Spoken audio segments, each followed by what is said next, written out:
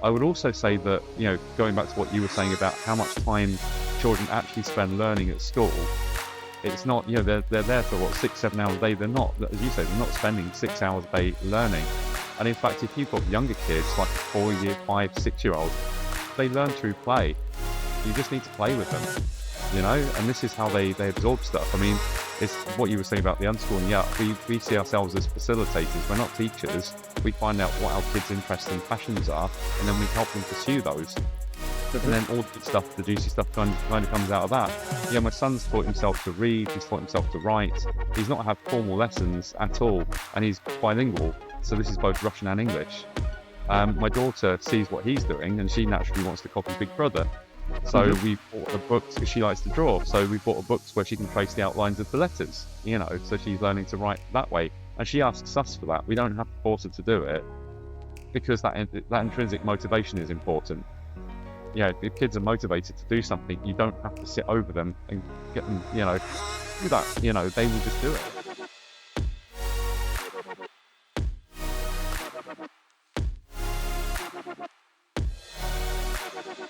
Hello everyone, welcome back to Family Man Entrepreneurs. I am very lucky to have Richard Hart here today. He is the founder of the Homeschool Freedom Club and recently started a very interesting course called Young Entrepreneurs Startups, which is for young people and teaching them that very, very important skill of being an entrepreneur and learning everything that comes with that. And he has such an interesting story, such an interesting backstory. Father of 3, he's an amazing man. So I am very much looking forward to this conversation. So Richard, welcome. Thank you very much for having me here, Mark. I'm really looking forward to chatting with you today.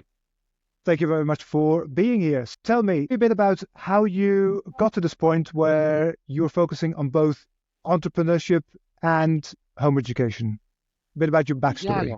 I mean, it's quite a long story. I come from a family anyway. My parents had their own business, but their business actually didn't end well. They had money issues, and so for the longest time, I didn't want to be an entrepreneur. I wanted to have a job. I wanted to have a salary, and just get my monthly pay. And then about 20 years ago, just an opportunity literally fell into my lap to start an event management business. And so I just took it. I thought, okay, it's a no-brainer this. I was able to triple what I was earning as a salary literally overnight just by starting on my own. And so obviously the money was was a bit of a draw for that. And I ran that for 15 years, that business. And unfortunately, hospitality was one of the first industries that disappeared when COVID hit. And so the business basically went to the wall then. And I had to sort of just redirect myself. And we were talking about balance just before the call started, actually, and I'd been looking to get out of this because I've got 3 children. I've got a 21-year-old from my first marriage and a 6-year-old and a 9-year-old. So in 2020, I had a 4-year-old and a 1-year-old, basically. I was never at home because I was traveling all over the world running events. And, I used to run them on site. I used to do the site visits and all that sort of stuff. So I was constantly traveling, and my wife was at home with 2 little kids that I'd come back completely shattered from an event and just was, literally for a day or two was completely useless. They want dad because they haven't seen him for a while, and of course dad's not really present. So I started looking around for other ways to make an income. And we also, at that time, we started home educating. So my son had literally just started school. He was 4 years old. He'd done 2 terms at school, and COVID hits, and of course we ended up homeschooling. Discovered was, well, first up, my wife's Russian. And she was completely shocked that kids in the UK go to school at 4 because they're 6 or 7 before they even start school.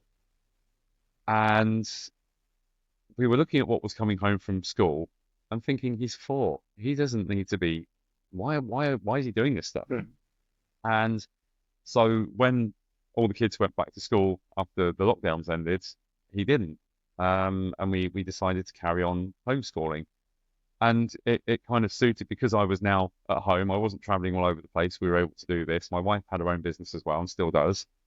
And we were at home educating, but it brought into my consciousness the fact that actually not everybody was lucky enough to be able to do this, to be able to actually take their kids out of the school system. That frankly, the more I look into it, the more I don't believe in it.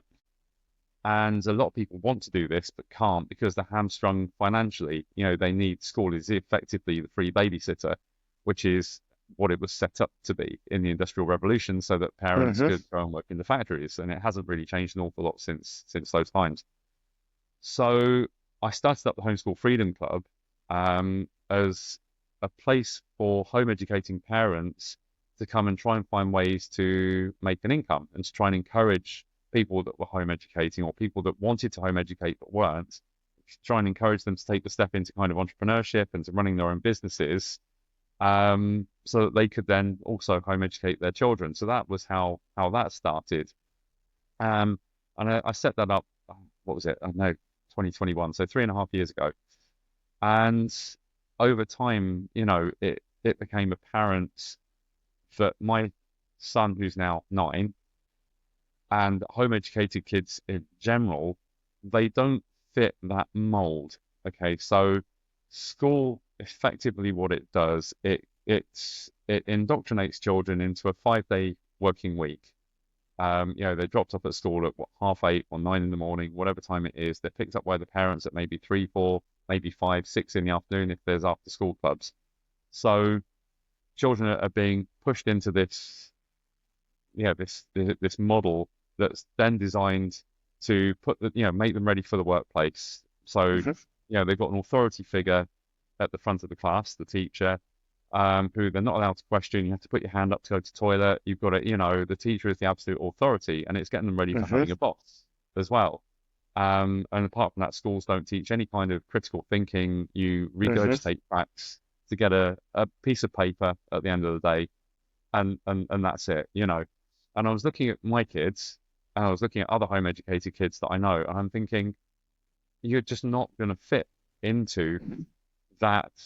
You're not going to want to work for a boss because you're used to free thinking. You've been taught to have critical thought, and you're not used to sitting at a desk. I mean, my kids are unschooled, which basically means we're child led.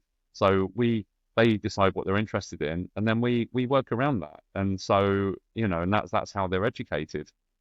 And they're just not going to fit into a workplace. And so I was looking at this and thinking and looking around, and sort of wasn't really seeing an awful lot out there in terms of education, teaching kids how to become entrepreneurs. And so it was just a random conversation with a friend of mine who's actually Cypriot but lives in the UK. And I was sort of bringing this up to her because she's got 3 kids who are also home educated. She unschools as well. And I was like, Michelle, what can we do about this? And, I'm sort of thinking about putting together a course. And she was like, oh, about 5 years ago, I actually did the outline for a course for young entrepreneurs and never did anything with it. And, she's got ADHD. So she's got millions of great ideas. She puts them onto paper and then just, they never actually does anything. Yeah, And so I was like, Michelle, it's can common. you send it across to me to have a look Mm-hmm. at? Yeah. She's like, yeah, absolutely. I'll dig it out.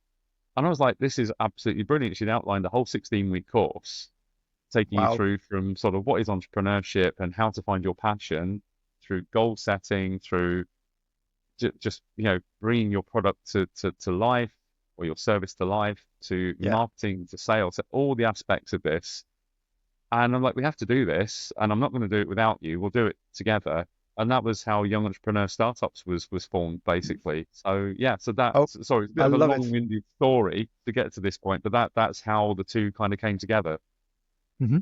Oh, I absolutely love that. And that's what a just going back to kids, what an amazing experience it is actually just to even grow up with both you and your wife that are both entrepreneurs and actually seeing that up close where, they just Yeah, see the experience of you setting things up, of you trying things out, of having that freedom of being able to go like, okay, I'm going to try this. This looks like a really good business plan. I'm going to do the research. I'm going to be sensible about it, and I'm going to go yeah, for it. And not only that, it's something you believe in from an ideological yes, point of view. It's absolutely, something yeah, that you can say, I want to see this in the world because I want the future to look like that. I want to empower yeah, the kids to go like, okay, well, I don't have to work for an office. I have to work in an office in a cubicle if I don't want to. And maybe they Yeah. do, and that's absolutely fine as well. But Yeah. that's why there's 8 billion people in the world, right? Well, Not everybody's going to exactly. be the same. And it's just amazing to have that view on life, and that to internalize that and say, okay, well, this is just normal. I can just create a company. Like, it's not Yeah. complicated. It's not difficult. It's not. Yeah. It's just start. You just investigate, and you have to learn the different aspects of what it is to become an entrepreneur. But a lot of Yeah. it is trying things out. And what I Absolutely. love about your course is that it just gives them that confidence and just a basic framework, and it just saves them so much time as well to trying to sort things out themselves. And Yeah. kids often need a bit of support just to guide them in the right lines with what they are interested in. So kind of what you Yeah. said about the unschooling, right? It is child-led. Yeah. They are still doing their thing, but it's still their project, and Yeah. you're there to support them and to teach them Exactly. from your experience.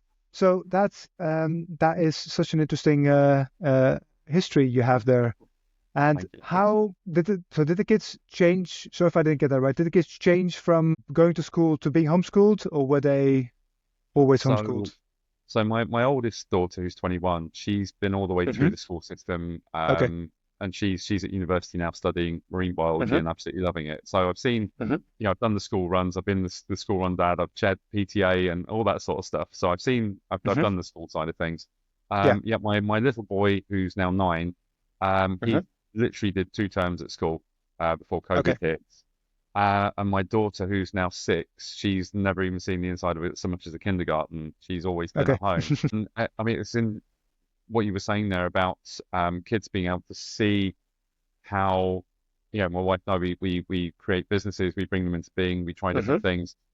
I think another important aspect of that is that they also see that we're not, we have some failures and that we're not afraid of those failures and that we learn from those. Hmm. Because that's a really important mindset aspect is Hmm. not to be, as soon as something doesn't work, oh, I'm not doing this. Yeah. We're trying to currently find a model at the moment because my wife, she's run nurseries in Moscow. She's a speech therapist. She's a psycholinguist. And with me being a native English speaker and with there being a lot of Russians and Cypriots here, we're starting like an English club. Oh, brilliant. So where kids can come and learn from a native English speaker, and we discuss Hmm. books and we're trying different models at the moment, and we're just not quite getting it right yet. There's something Hmm. that's not quite gelling, but they're watching us and they're seeing us try different things to try and make this work, and we will make it work. It will happen, but it's just taking a bit Hmm. of time. But you're right. It's great that they get to see that.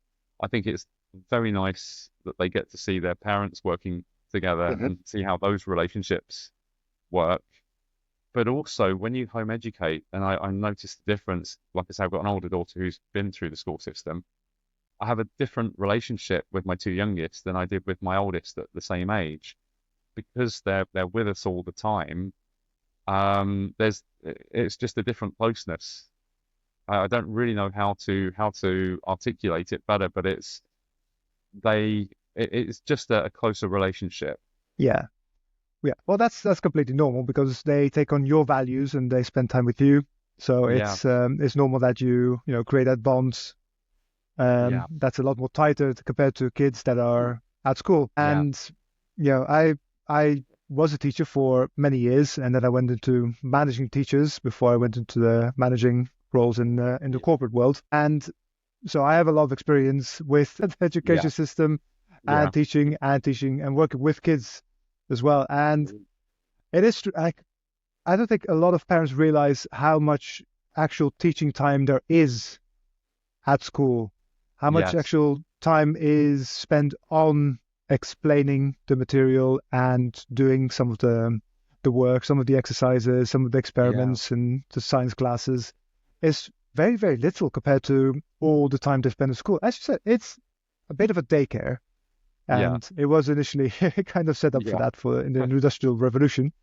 Um, and it's amazing how many people are seeing this now. Then you could see, for example, you have the famous Ken Robinson, Sir Ken Robinson, yes, whose TED Talk. was just viewed by millions and millions of That's people, about amazing to, how, yeah, yeah, about how it's amazing how, the amount of views just shows people are onto it right now. And yeah, so it's amazing that you help them to kind of find that balance between doing, having a job or having a business and schooling, and trying to combine that. We're all about the balance here as well. So what are yeah, some of the best ways you found people? Let's say you have a couple that wants to homeschool their kids, yeah, but they're stuck in their regular job.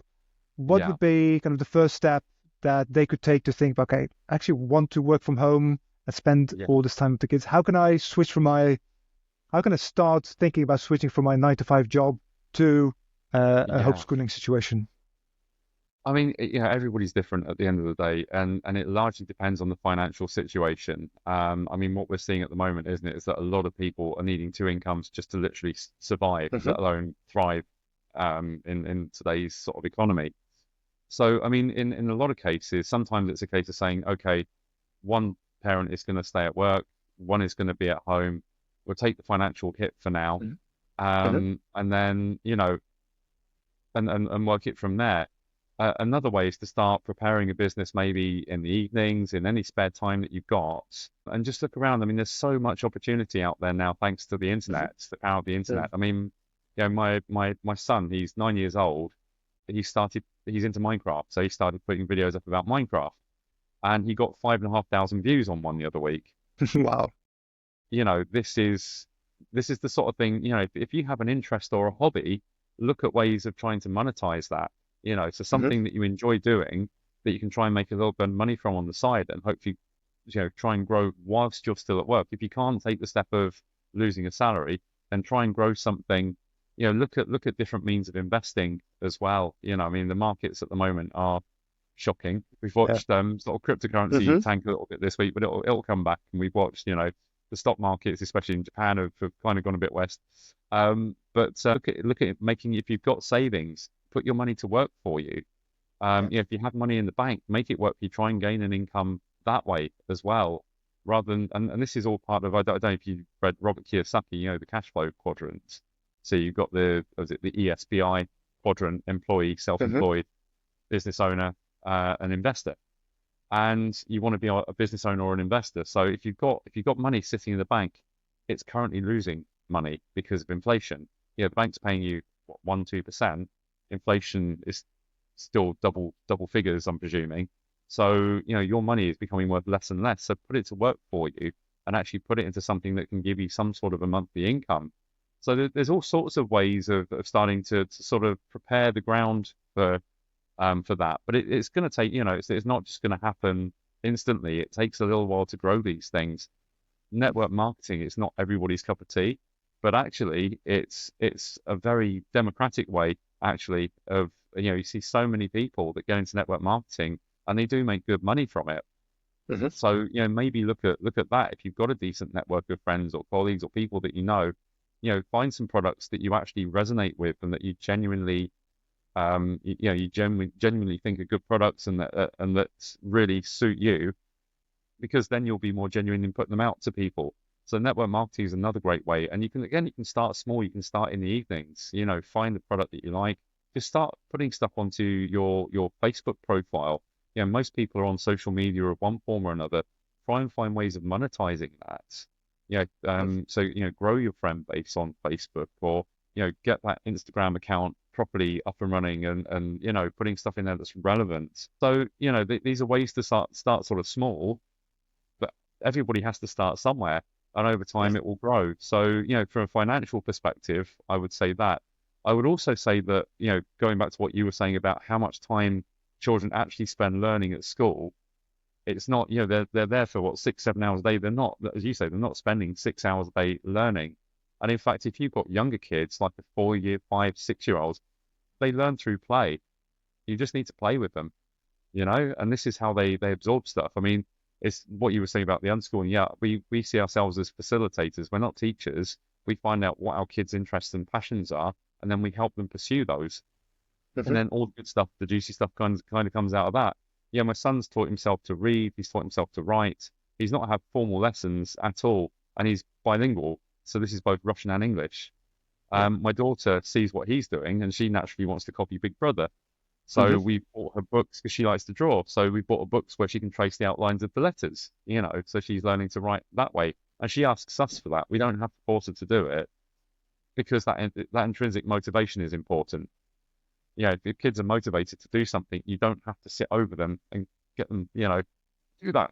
They will just do it. Yeah. This is, something else that I think when you're looking at homeschooling or home educating, for us, it's an intrinsic part of our life. So our life kind of revolves around that. It's not something separate that we do educating the kids. It's in every facet of what we do every day. And they're sponges. We don't send them to school to learn to walk or talk.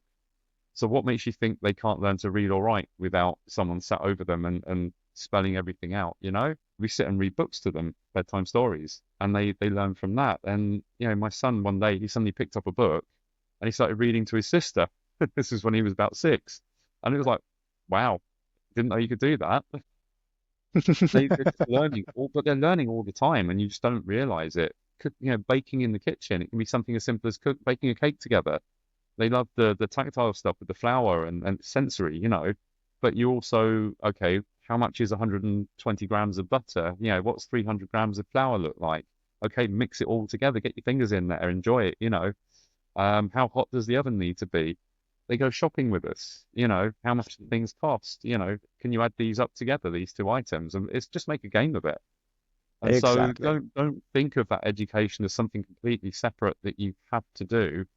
You step out of the school system for a reason. You're not there to emulate school. You're not Hmm. there. I put a post about this yesterday, actually. You're not there to judge your kids against other kids that are in school and against these completely fake systems that, these exams that are set by bureaucrats in an office somewhere. You've removed your kids from school for a reason, okay, for a very sound reason. It's that you don't want them to go through that. You don't want to see them judged against their peers because that's where so much damage is done.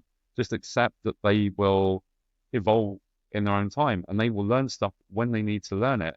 My son learned to read and really improved his reading through playing Minecraft, you know. Hmm. Well, Um, and because basically Minecraft doesn't interest me in the slightest. I'm like, okay, I'll set you up an account and you can do all this stuff. But if you want books on it, we'll buy you books, but you need to learn to read it. And he did because it really interested him. So what I'm trying to say is that home education, it's just a part of the fabric of our day-to-day life. And it yeah. never stops. That Yeah. education never stops. Hmm. Yeah. It's very interesting to see how we made that distinction between work and play, right? Yeah, And then going back to, for example, somebody like Alan Watts yeah, that used to talk about, you have to yeah, basically stop making a distinction between work and play and just play all the time. Like, it doesn't matter if yeah, you even have an office job or whatever, just see it as play. And then from then on, if you want to do something else, do something like what you like. yeah, You see so many more things happening for you when you actually do what you yeah, like and you have the attitudes and everything. And talk about attitudes. Coming back a bit to the what you said about the parents and how they can change from with their current situation to a more comfortable homeschooling situation, and yeah, also just the homeschooling in general. What are some tips you can give on mindset and how to change? Because I feel for a lot of people, it's the yeah, mindset of, I can't do it. This is for special people. Your parents would have to have been entrepreneurs. Only rich people can do it. yeah, Yeah, yeah. and these kind of things. So what have you seen in your experience talking to other people? And of course, you have a podcast as well where you interview people and how they set up their businesses. So Yeah. from what you've learned, what tips can you give parents? But the point is, if you believe you can do it or you believe you can't do it, you're right either way. Hmm. Okay. Yeah. So whichever you believe, you're going to be right. So just Hmm. set out with an open mind, set out with a positive outlook. And, like you were saying, it was really important. Pick something, if you're going to start a business, pick something that you enjoy doing. Okay. Just something that really lights you up. Because that does make all the difference and that does put a more positive spin on it. With any business, any business owner will tell you, you have good times, you have great times, you have really bad times sometimes as well. Um, but the way I look at it is that any obstacle that you hit, it's there to teach you something. Okay. There's a fantastic book by Ryan Holiday, The Obstacle is the Way. Hmm. And it's a fantastic book, and I really recommend anyone to read that that's going through a bit of a tough patch, because it gives loads of examples in there of people that could have given up when they hit an obstacle, but they didn't. Actually, they looked at it and they worked around it, they went over it, they did whatever, but they did whatever it took, but they learned from it most of all. Once you have that mindset, you're pretty much invincible, because it doesn't matter what life chucks at you. It's okay. Just sit back, don't take it personally. Just take some time out and just look at what's happening. And, is this trying to tell you something? What can I learn from this? Am I going, maybe I'm taking my business in the wrong direction? And yeah, this has happened with, actually with my current business, Young Entrepreneur Startups, that I'm running with Hmm. Michelle. So we've run a bunch of live courses, and we're about to start a membership. And then we're like, actually, do we need to integrate all this stuff together? And because we were sort of struggling to get sales, and the membership wasn't really, we were just looking at it thinking it's not really quite doing it for us. And so we're actually going to integrate everything more holistically, to provide a course that actually, instead of being 12 or 16 weeks, it supports over a year, and it's got all these different elements put in together. And this was something, it was just through hitting these barriers and people saying, actually, no, we don't want to pay for this. And, Hmm. it made us look at things differently. So just keep an open mind on everything that you do, Yeah. really Hmm. keep an open mind. Yeah, absolutely. That's it's something that is definitely not taught at school. Yeah. Yeah. And it's something that because obviously you do something wrong and you get penalized for doing something Yeah. wrong. You get punished, Exactly. you Yeah. get bad marks. So it doesn't invite the whole playing aspect of, okay, I'm just going to try this, see if it works. If Yeah. not, I get to learn something from it. And Yeah. so it's a very good book. I definitely would recommend it as well. The Obstacle is the Way by Ryan Holiday. Well, and look, Wonderful. failure is a part of life. And as you say, we're taught that at school, failure is a disaster. You fail your exams, it's going to impact you for the rest of your life, you know. Mhm. And children aren't given that opportunity to fail, and Mhm. it's needed. You learn more from your failures than you do from your successes. I mean, Yeah, absolutely. And coming back to what your whole homeschooling and unschooling journey, yeah, um, I presume obviously for the kids is a big change for not necessarily for your kids, but for kids that have gone through the system. yeah. What about you as a father and a Well, man? Obviously, it's a big change for you as well because you were not doing that before. So what are yeah. some things that you feel you've learned from going on that journey? You know what? It's brought us together far closer as a family unit. The whole home education, being at home all the time. I had mental health issues. I've had them for quite a chunk of my life. I didn't realize I had them, until about 6 years ago, when I hit a real low spot. I had major depression, and I literally I couldn't get out of bed for about a month. And at that point, I realized that something had to change. And I was very fortunate to have a very supportive wife who was like, just take all the time and space that you need, because I had depression around the birth of all three of my children, interestingly. And when my youngest was born, that was the point where it was like, just okay, enough is enough. Something Hmm. something really really got to give. And so I basically set myself. I wasn't. My mother was on antidepressants. I saw what they did to her. I didn't want to take the pharmaceutical route. Um, I tried a couple of psychologists, just didn't gel with that. So I just went on like a massive self-help rampage. I went to like Mind Valley, did a bunch of courses off of there about victimhood, because I recognized I was in a victim position. And it's kind of gone on from there. And the last 6 years, I've read, I can't even remember how many self-help books and done how many courses. It's just a constant learning for me. And coming into that situation, but for me, the kids were always a bit separate to me. So there was me and my wife, and there was me and my kids, and I just didn't really click with them in the way that a father should. And actually, coming to this situation where we were home educating, and my wife and I both decided actually we wanted to do it at the same time. And being at home with them all the time has been literally the best thing that could have happened to me as a parent, because it's made me see just all the wonderful craziness that they bring to daily life, which I never I always had that disconnect because I had a business from when my oldest was 3 years old. I was traveling, and so I was never really there to see the family side of life an awful lot. Some years I was away three weeks out of four, working, and so I just didn't have that connection. And what the current situation has brought to me, and my wife and I actually say we're really grateful to COVID for shaking things up because it brought us to so many different realizations. Number one being the failings of the school system, and lots of other stuff besides. But it's it's gifted me this opportunity, almost like a second chance, to really be a good dad. And I need for the balance side of things, I still have to watch my mental health. I think depression is one of those things, it never goes away, but I know the signs of it now. I know when it's coming, and I can take avoiding action. I can actually, I can work around it. And a part of that for me is having a morning routine. This is part of my Hmm. balance, how I balance myself. So I'm an early bird. I'm usually up at 5:30 in the morning. Um, I go out, I go for a bike ride. We live near the sea. We're literally a 5-minute ride from the sea. There's a beautiful coastal path. I go out, find a quiet space. I sit, I meditate. Okay, I spend at least sort of 20 to 30 minutes a day meditating. I do gratitudes, and I go for a swim in the sea. There's like some body weight sort of workout Hmm. machines down by the coast as well. So 2 or 3 days a week I do that.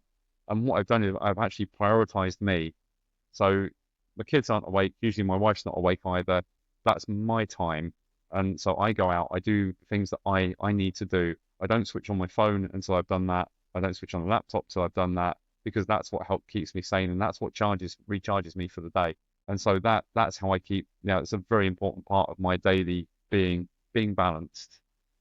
And as Yeah. for the work aspects, my wife and I, we work as a team.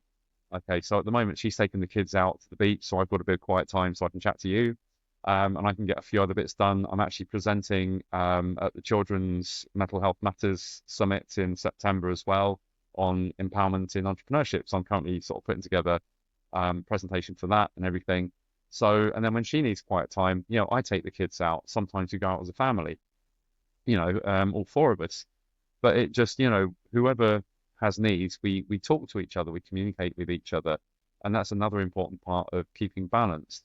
And yeah, it can get crazy. There are times literally where we barely get a chance to say two words to each other from morning till nighttime, just because the kids are always at home. We've got things we need to do, and it's but we come nighttime, we always say 5 minutes just to talk about the day.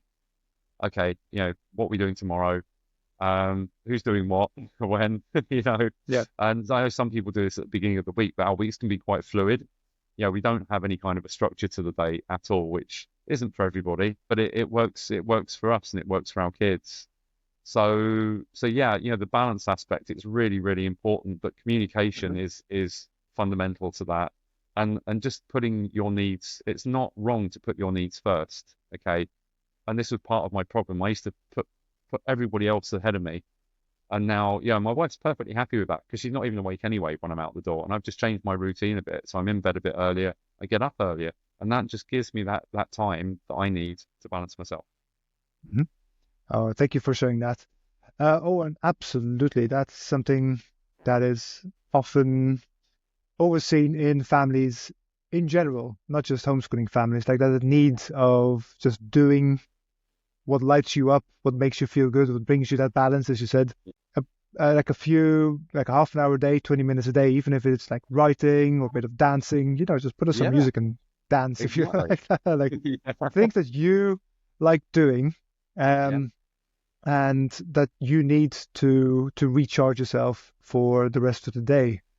Yeah. That's And I would and say sorry. just looking after your health generally is Hmm. really, really important part of that balance. So eat well, eat Hmm. balanced meals. Don't eat a load of Hmm. processed rubbish.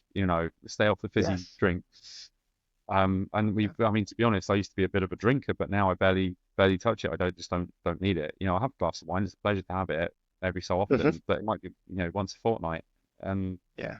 I feel so Yeah. much better for that, waking up without the fuzzy head and that heavy Mhm. feeling after a night on the beers or whatever. And, Yeah. It makes a and all those, difference. yeah, Hmm. Yeah, yeah, because you want to be present with your kids, you want to be present for your wife, your business, Yeah, You just want to be there. Yeah, yeah, exactly. it makes such a difference. And yeah, it's you mentioned before we started on the recording Yeah, that you saw there's a lot of men that also suffer with like some mental health issues, maybe some depression, or at least yeah, feeling lost in some yeah, way. yeah. From your experience going through what you did, do you have any advice for them? Everybody's different, so everybody will tackle things in different ways. The first thing is you have to actually acknowledge that you've got a problem.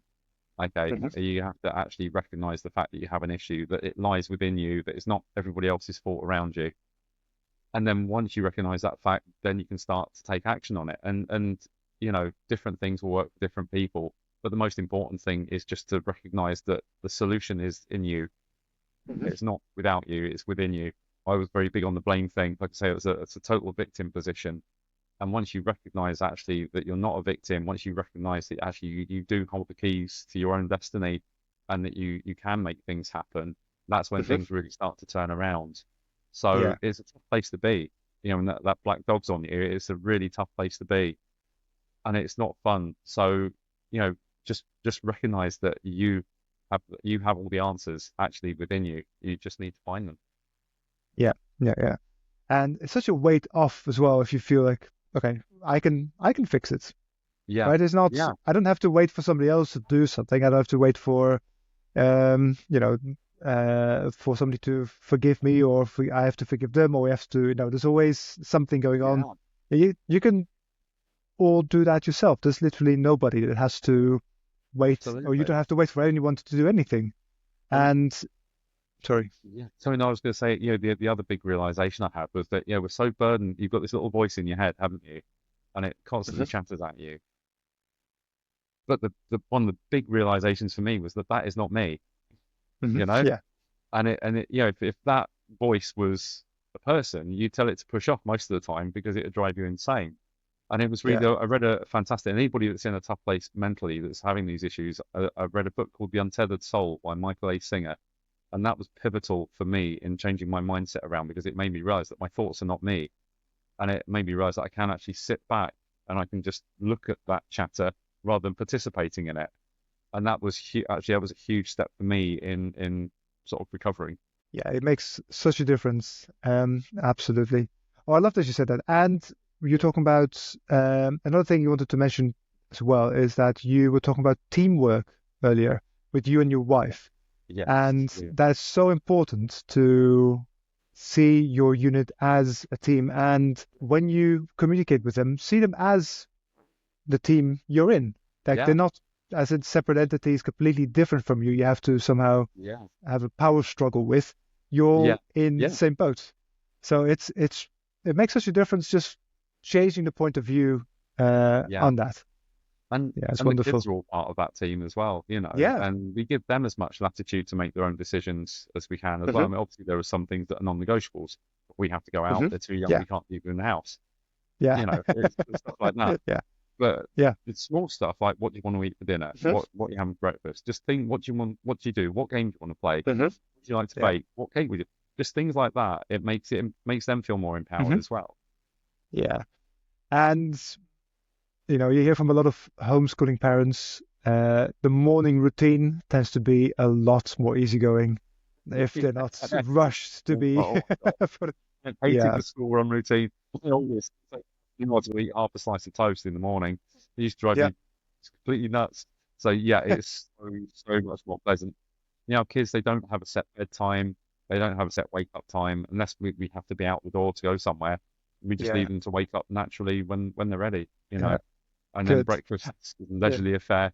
So yeah, yeah, yeah. I did want to ask you one more question about homeschooling because this is yeah, something people always say. Like, what about the socialization? Like, will they just be, you know, stuck at looking at a screen all day and not being yeah, able to talk to people, or just being very awkward for in front of strangers because they spend so yeah. much time with you? Uh-huh. What is your rebuttal, What? your experience with Yeah, homeschooling? I mean, up to a certain age, kids all they need is their parents. That Hmm. we cater for their main needs. Once they get past that, so my little boy 9 now, for example, he's with friends at the moment. It's the school holidays here anyway, so He's with friends at the beach. But we don't live in a cave, you know. We go out. Excuse me. Yeah. The kids get to meet a far broader spectrum of people than they would do sat in a classroom. Hmm. In a classroom, it's a very artificial situation where you're sat with 30 people your own age. When you go out to make friends, it's the first thing you check is, were you 10 years old between the 1st of September and the 31st of August, 1984, 85? It just, Yeah. you don't do that. So they're very confident with adults because they haven't had that authority figure, a teacher. You've got to do that. You've got to do that. Telling them what they've got to do every step of the way. And when it comes to meeting other kids, again, they're just very gregarious. They're very outgoing. We go to a play park somewhere, inevitably they'll be with the gang kids and they'll be a part of that. I went through the school system. I was shy as anything when I came out of the school system. I still hate networking now. I hate walking into a room full of people. I just, whereas for them, it's just part of normal natural life. And, in the UK especially, there are so many home education meetups. There's so many groups that you can go to. And they're meeting kids that are sort of from babies all the way up to teens. And they get to interact with those kids and they learn how to talk to kids that are older than them. My little boy, he sees everyone as an equal. He doesn't see adults as people to be feared. He's respectful, but he will happily go and talk to an adult, which I wouldn't have done at his age, Yeah. So the whole lack of socialization thing, it's a complete myth. Even where we live in Cyprus, where home education is actually illegal, so there are no real home ed groups here. But the schools here start early. They're finished by 1:30. We've got other friends, so we hang out as a family in the morning. In the afternoon, we go and meet the friends.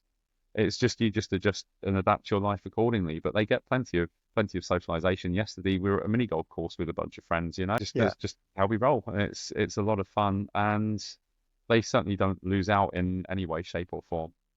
Hmm. Yeah, absolutely. Yeah, I completely agree. There's definitely ways to do things, and of course, it depends on everybody's situation. And very often, there's still clubs you can join as well, like the sports clubs and different things you can join and make friends over there. So there's always. Yeah, absolutely. And there's so many of them. Honestly, there's so many options. And even just taking them down, meet a bunch of, it doesn't have to cost you anything, meet a bunch of parents down at the playground or, down at the beach or whatever. And the kids, and we get a whole bunch of families together and we do that. We go picnics in the mountains or, they went camping with a bunch of friends a few weeks ago. Yeah, brilliant. Thank you for clarifying that. Yeah. So thank you very much for your time, Richard. Can I ask you one last thing? Where can people find the information about you and Homeschooling Freedom Club and the YES course? Yeah, so we have a website for young entrepreneur startups, and it's just www.youngentrepreneurstartups, plural, ups.com, all together, no hyphens or anything. The Homeschool Freedom Club is on Facebook. It's just a Facebook group. So if you just put at Homeschool Freedom Club all together, you'll find me. Perfect. Okay, and I'll post the links below on Spotify and YouTube so people can see that as well. Thank you very much for your time. Thank you, and Mark. have an amazing day. Thank you. It's been a pleasure talking to you. Thanks ever so much for having me on. I really appreciate it.